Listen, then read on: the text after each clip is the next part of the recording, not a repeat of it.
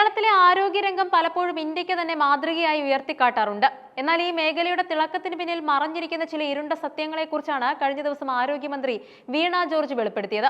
കോഴഞ്ചേരിയിൽ നടന്ന ഒരു പൊതുപരിപാടിയിലായിരുന്നു മന്ത്രിയുടെ ഈ സ്ഫോടനാത്മകമായ വെളിപ്പെടുത്തൽ. സ്വകാര്യ ആശുപത്രികളും ആംബുലൻസ് ഡ്രൈവർമാരും തമ്മിലുള്ള അവിശുദ്ധമായ പണമിടപാടുകളെക്കുറിച്ച് മന്ത്രി നടത്തിയ പരാമർശം വലിയ രാഷ്ട്രീയ വിവാദങ്ങൾക്കാണ് ഇപ്പോൾ തിരികൊളുത്തിയിരിക്കുന്നത്. രോഗികളെ തങ്ങളുടെ ആശുപത്രികളിൽ എത്തിക്കുന്നതിനായി സ്വകാര്യ ആശുപത്രികൾ ആംബുലൻസ് ഡ്രൈവർമാർക്ക് വലിയ തുക കമ്മീഷനായി നൽകുന്നുണ്ടെന്നാണ് മന്ത്രി പറഞ്ഞത്.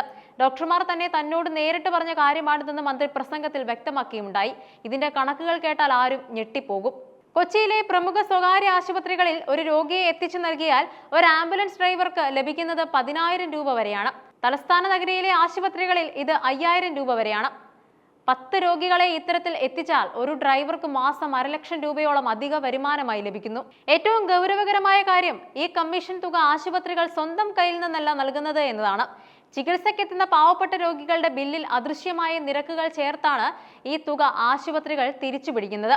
അതായത് അത്യാസന്ന നിലയിലുള്ള ഒരു രോഗിയെ ഏറ്റവും അടുത്തുള്ള മികച്ച ആശുപത്രിയിൽ എത്തിക്കുന്നതിന് പകരം കൂടുതൽ കമ്മീഷൻ നൽകുന്ന ആശുപത്രിയിലേക്ക് ഡ്രൈവർമാർ രോഗിയെ കൊണ്ടുപോകുന്ന സാഹചര്യം ഇത് സൃഷ്ടിക്കുന്നുണ്ട്.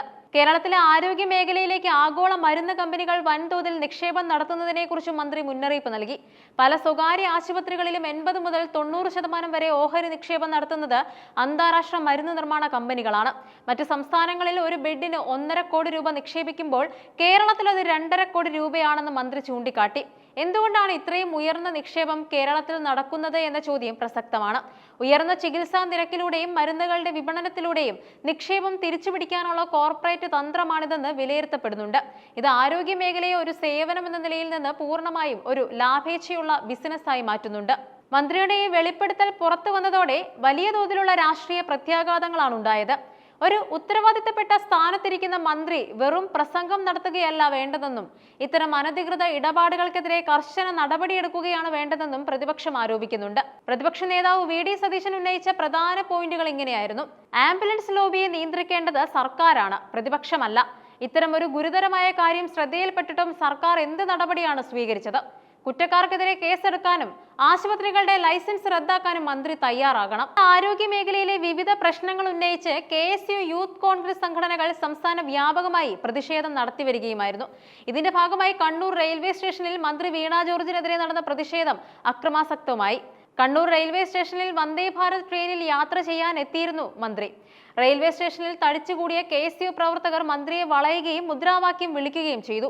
പോലീസും പ്രവർത്തകരും തമ്മിലുള്ള ഉന്തും തള്ളലിനുമിടയിൽ മന്ത്രിക്ക് പരിക്കേൽക്കുകയും ചെയ്തു.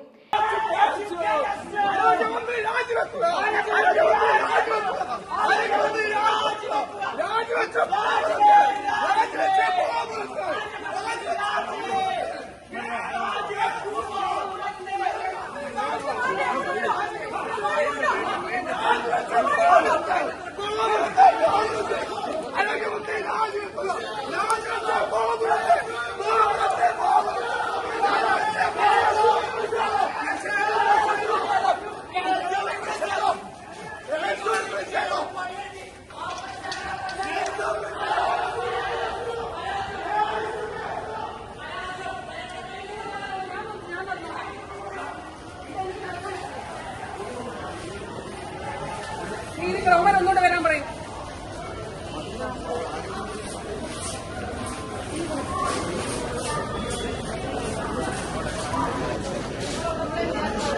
അത് ഞാൻ പോലീസിനോട് പറഞ്ഞിരുന്നു. അവന്മാരുണ്ട്, അവന്മാർ വരാൻ പറഞ്ഞു. നിങ്ങൾ ഉള്ളപ്പോഴേ എനിക്ക് മനസ്സിലായി ഇവിടെ അവന്മാരുണ്ടെന്ന്. കാരണം നിങ്ങളോട് പറഞ്ഞ് ഷോ ആണല്ലോ അവർ നടത്തുന്നത്. ഇവിടെ ക്യാമറ കണ്ടപ്പോഴേ വിചാരിച്ചു അവരുണ്ടെന്ന്.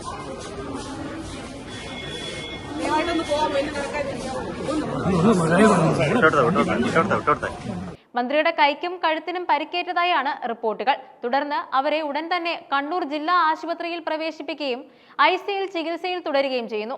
മുഖ്യമന്ത്രി ഫോണിൽ വിളിച്ച് സംസാരിച്ചത് കൂടാതെ മന്ത്രിയെ നേരിട്ട് ആശുപത്രിയിൽ പോയി കാണുകയും ചെയ്തു. മന്ത്രിയെ ശാരീരികമായി ഉപദ്രവിച്ചിട്ടില്ലെന്നാണ് KSU സംസ്ഥാന പ്രസിഡന്റ് അലോഷ്യസ് സേവ്യർ വ്യക്തമാക്കിയത്. തങ്ങൾ ജനാധിപത്യപരമായ രീതിയിൽ പ്രതിഷേധിക്കുക മാത്രമാണ് ചെയ്തതെന്നും പരിക്കേറ്റുന്ന വാർത്ത വഴി മന്ത്രി രക്തസാക്ഷി പരിവേഷം സൃഷ്ടിക്കാൻ ശ്രമിക്കുകയാണെന്നുമാണ് സംഘടനയുടെ ആരോപണം. എന്നിരുന്നാലും ഒരു മന്ത്രിക്കെതിരെ ഉണ്ടായ ഇത്തരമൊരു പ്രതിഷേധം ഗൗരവകരമായ സുരക്ഷാ വീഴ്ചയാണെന്ന് പോലീസ് കാണുന്നത്. ആരോഗ്യമന്ത്രി നടത്തിയ വെളിപ്പെടുത്തലുകൾ കേരളത്തിലെ സാധാരണക്കാരായ രോഗികളെ സംബന്ധിച്ചിടത്തോളം ആശങ്കാജനകമാണ്.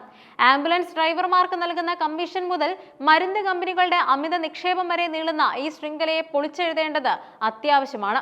അതേസമയം രാഷ്ട്രീയമായ ആരോപണങ്ങൾക്കും പ്രത്യാരോപണങ്ങൾക്കും അപ്പുറം ഇത്തരം മാഫിയകൾക്കെതിരെ ക്രിയാത്മകമായ നടപടികൾ ഉണ്ടാകുമോ എന്നാണ് ജനങ്ങൾ കാത്തിരിക്കുന്നത്. ആശുപത്രികളിൽ കൃത്യമായ ഓഡിറ്റിംഗ് ഏർപ്പെടുത്തുകയും ആംബുലൻസ് സേവനങ്ങൾ പൂർണ്ണമായും സർക്കാർ മേൽനോട്ടത്തിലുള്ള ഏകീകൃത സംവിധാനത്തിന് കീഴിലാക്കുകയും ചെയ്യുന്നത് ഈ ചൂഷണം അവസാനിപ്പിക്കാൻ സഹായിച്ചേക്കാം.